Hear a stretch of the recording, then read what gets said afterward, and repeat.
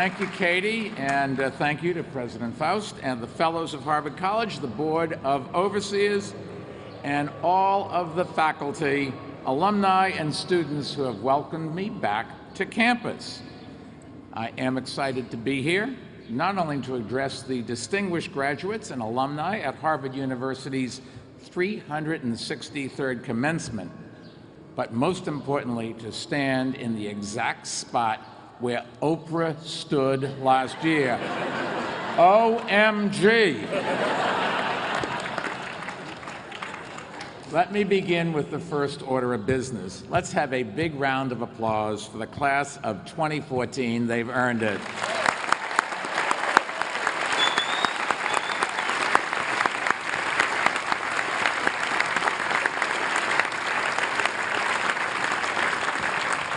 Now, as excited as these graduates are, they are probably even more exhausted after the past few weeks. And parents, I am not referring to their final exams. I'm talking about the Senior Olympics, the Last Chance Dance, and the booze cruise. I mean the midnight cruise. Anyways, this year has been exciting on campus. Harvard beat Yale for the 7th straight time in football.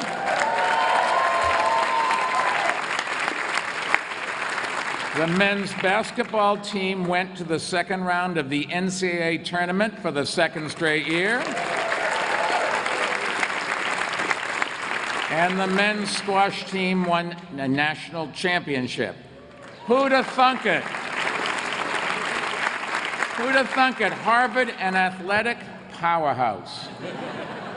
Pretty soon, Drew, they're going to be asking whether you have academics to go along with your academic programs. Now, my personal connection to Harvard began back in 1964 when I graduated from Johns Hopkins in Baltimore and matriculated here at the B School. You're probably asking yourself, or maybe whispering to the person next to you, how did he ever get into Harvard Business School? Particularly since his stellar academic record, where he always made the top half of the class possible. I have no idea. The only people who were more surprised than me were my professors. Anyways, here I am back in Cambridge, and I've noticed a few things have changed since I was a student here. Elsie's, a sandwich spot I used to love near the square, is now a burrito shop. The Worst House, which had great beer and sausage, is now an artisanal gastro pub, whatever that is. And the old Holyoke Center is now named the Smith Campus Center. Don't you just hate it when alumni put their names all over everything? I was thinking about this morning as I walked into the Bloomberg Center on the Harvard Business School campus across the river. But the good news is, Harvard remains what it was when I first arrived on campus 50 years ago, America's most prestigious university. And like other great universities, it lies at the heart of the American experiment in democracy. Their purpose is not only to advance knowledge, but to advance the ideals of our nation. Great universities are places where people of all backgrounds, holding all beliefs, pursuing all questions, can come to study and debate their ideas freely and openly. And today I'd like to talk to you about how important it is for that freedom to exist for everyone, no matter how strongly we may disagree with another's viewpoint. Tolerance for other people's ideas and the freedom to express your own are inseparable values at great universities. Joined together, they form a sacred trust that holds the basis of our democratic society. But let me tell you, that trust is perpetually vulnerable to the tyrannical tendencies of monarchs, mobs, and majorities. And lately, we've seen those tendencies manifest themselves too often, both on college campuses and in our society. That's the bad news. And unfortunately, I think both Harvard and my own city, New York, have been witnesses to this trend. First, for New York City. Several years ago, as you may remember, some people tried to stop the development of a mosque a few blocks from the World Trade Center site. It was an emotional issue, and polls showed that 2/3 of Americans were against a mosque being built there. Even the Anti-Defamation League, widely regarded as the country's most ardent defender of religious freedom, declared its opposition to the project. The opponents held rallies and demonstrations. They denounced the developers, and they demanded that city government stop its construction. That was their right, and we protected their right to protest. But they could not have been more wrong, and we refused to cave into those demands. The idea that government would single out a particular religion and block its believers, and only its believers, from building a house of worship in a particular area is diametrically opposed to the moral principles that gave rise to our great nation and the constitutional protections that have sustained it.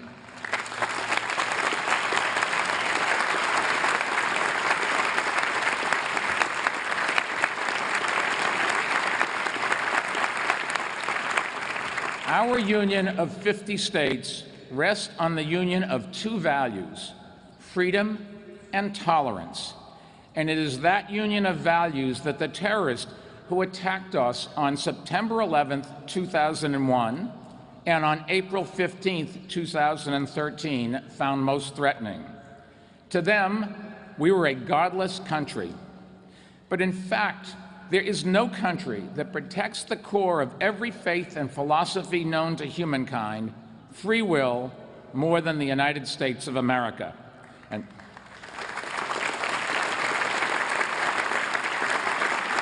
And that protection, however, rests upon our constant vigilance. We like to think that the principle of separation of church and state is settled. It is not, and it never will be. It is up to us to guard it fiercely and to ensure that equality under the law means equality under the law for everyone. If you want the freedom to worship as you wish, to speak as you wish, and to marry whom you wish, you must tolerate my freedom to do so or not to do so as well. Now, what I do may offend you.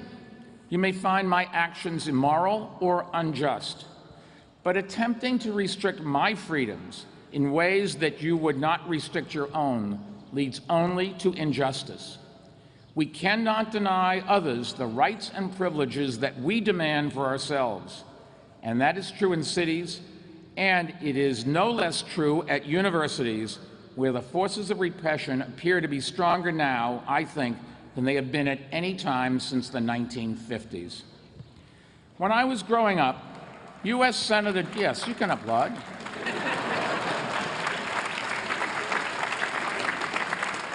When I was growing up, U.S. Senator Joe McCarthy was asking, "Are you now or have you ever been?" He was attempting to repress and criminalize those who sympathize with an economic system that was even then failing. McCarthy's Red Scare destroyed thousands of lives. But what was he so afraid of? An idea, in this case communism, that he and others deemed dangerous? But he was right about one thing. Ideas can be dangerous. They can change society. They can upend traditions. They can start revolutions. And that's why throughout history, those in authority have tried to repress the ideas that threaten their power, their religion, their ideology, or their re-election chances. This was true for Socrates and Galileo.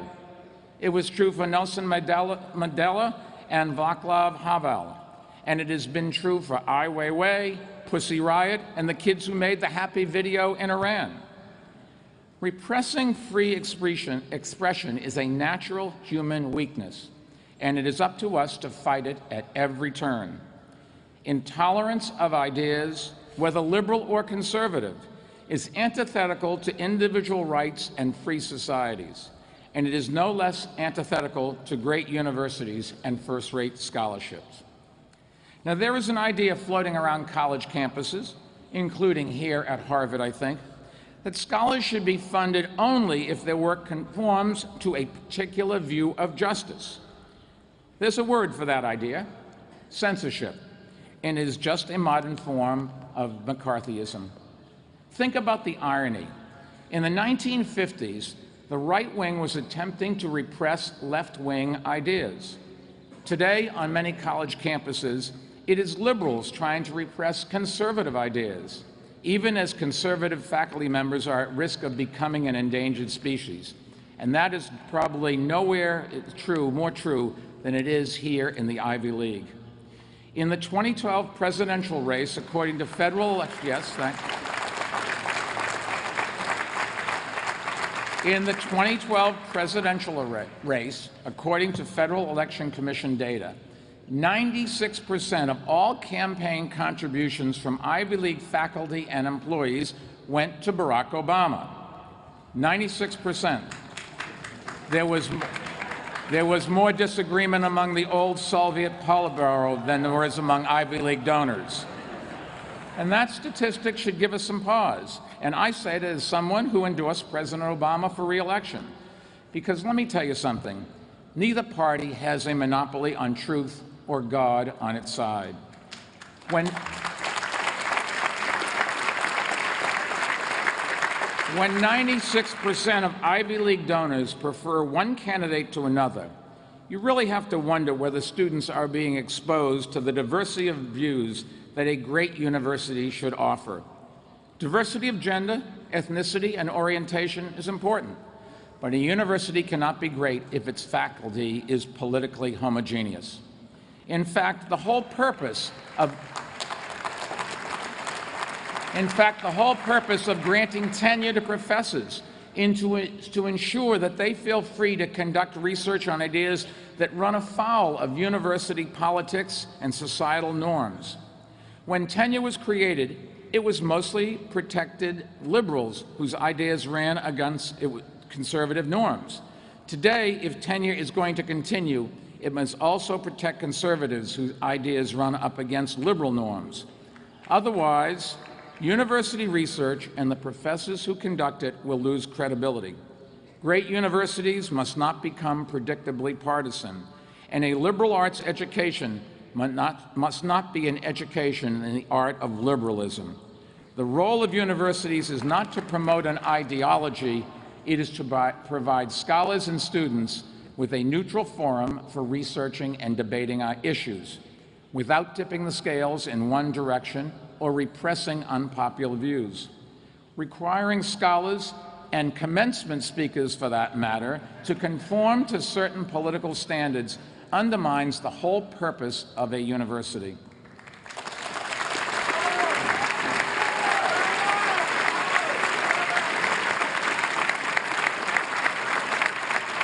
This spring, it has been disturbing to see a number of college commencement speakers withdraw or have their invitations rescinded after protests from students and, to me, shockingly, from senior faculty and administrators who should know better. It happened at Brandeis, Haverford, Rutgers, and Smith, and last year it happened at Swarthmore and Johns Hopkins, I'm sorry to say.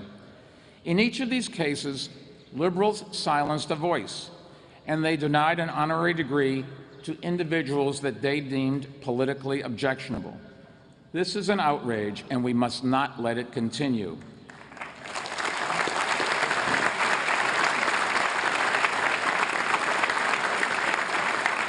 If a university thinks twice before inviting a commencement speaker because of his or her politics, censorship and conformity, the mortal enemies of freedom win out.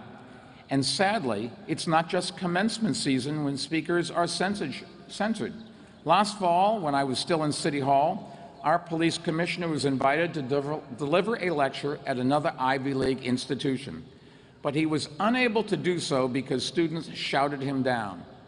Isn't the purpose of a university to stir discussion, not silence it? What were the students afraid of hearing? And why did administrators not step in to prevent the mob from silencing speech? And did anyone consider that it is morally and pedagogically wrong to deprive other students the chance to hear the speech? Now, I'm sure all of today's graduates have read John Stuart Mill's On Liberty, but just let me read a short passage from it. Quote, "The particular evil of silencing the expression of an opinion is that it is robbing the human race, posterity as well as the existing generation, those who dissent from the opinion still more than those who hold it." He continued, "If the opinion is right, they are deprived of the opportunity of exchanging error for truth. If wrong, they lose what is almost as great a benefit, the clear perception and livelier impression of truth produced by its collision with error."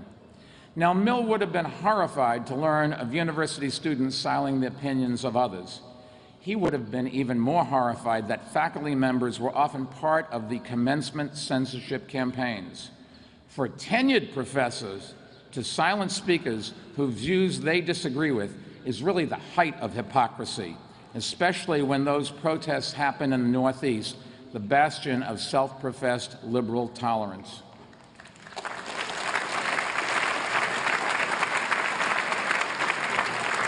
Now, I'm glad to say that Harvard has not caved in to these commencement censorship challenges.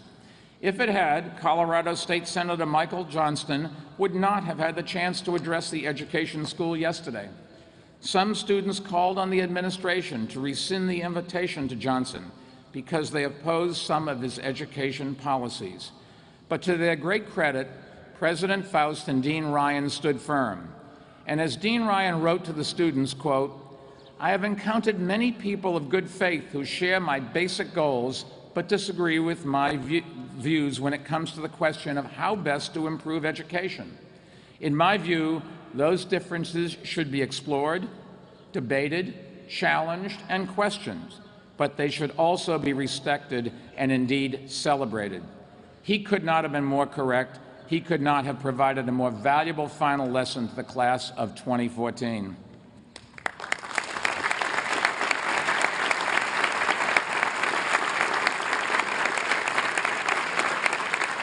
As a former chairman of Johns Hopkins, I strongly believe that a university's obligation is not to teach students what to think, but to teach students how to think. And that requires listening to the other side, weighing arguments without prejudicing them, and determining whether the other side might actually make some fair points. If the faculty fails to do this, then it is the responsibility of the administration and the governing body to step in and make it a priority. If they do not, if students graduate with ears and minds closed, the university has failed both the students and society. And if you want to know where that leads, look no further than Washington, D.C. Down in Washington, every major question facing our country, involving our security, our economy, our environment, and our health, is decided.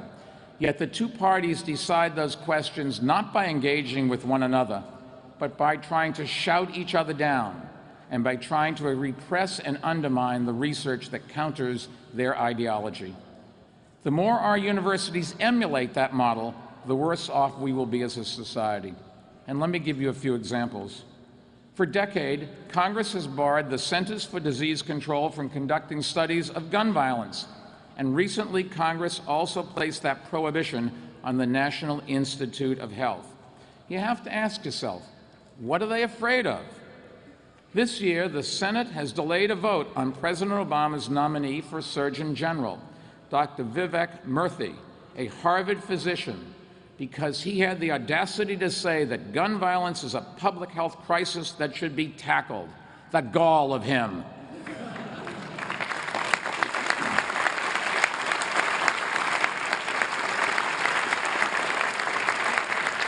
Let's get serious. When 86 Americans are killed with guns every single day, and shootings regularly occur at our schools and universities, including last week's tragedy at Santa Barbara, it would be almost medical malpractice to say anything else.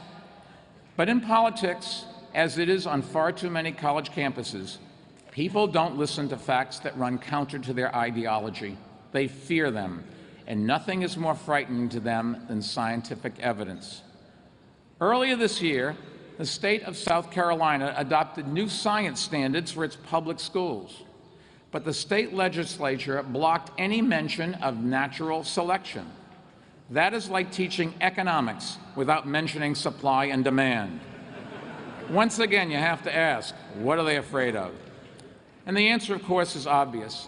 Just as members of Congress fear data that undermines their ideological beliefs, these state legislators fear scientific evidence that undermines their religious beliefs.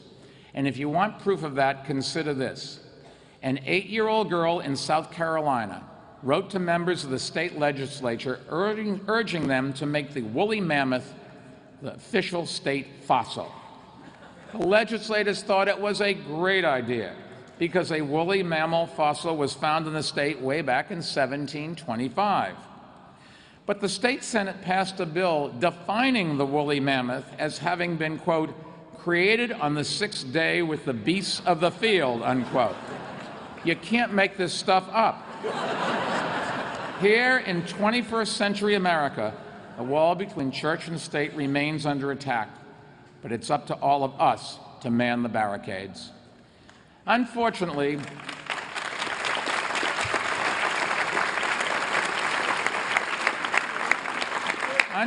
the same elected officials who put ideology and religion over data and science when it comes to guns and evolution are often the most unwilling to accept the scientific data on climate change. Now, don't get me wrong, scientific skepticism is healthy, but there's a world of difference between scientific skepticism that seeks out more evidence and ideological stubbornness that shuts it out. Given the general attitude of many elected officials towards science, it's no wonder the federal government has abdicated its responsibility to invest in scientific research, much of which occurs at our universities. Today, federal spending on research and development as a percentage of GNP is lower than it has been in more than 50 years, which is allowing the rest of the world to catch up and even surpass the U.S. in scientific research. The federal government is flunking science just as many state governments are. But we must not become a country that turns its back on science or on each other. Now I get back to the class of 2014. You graduates must help lead the way. On every issue, we must follow the evidence where it leads and listen to people where they are. If we do that, there is no problem we cannot solve, no gridlock we cannot break, no compromise we cannot broker. The more we exchange or embrace a free exchange of ideas, and the more we accept that political diversity, the healthier we are, the stronger our society will be. Now, I know this has not been a traditional commencement speech, and in fact, it may keep me from passing a dissertation defense in the humanities department. But there is no easy time to say hard things. Graduates, throughout your lives, do not be afraid of saying what you believe is right, no matter how unpopular it may be, especially when it comes to defending the rights of others. Stand up for the rights of others, and in some ways, it's even more important than standing up for your own rights. Because when people seek to repress freedom for some, and you may remain silent, you are complicit in that repression, and you may well become its victim.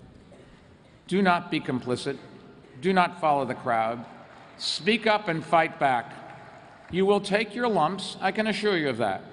You will lose some friends and make some enemies. I can assure you of that too. But the arc of history will be on your side, and our nation will be stronger for it.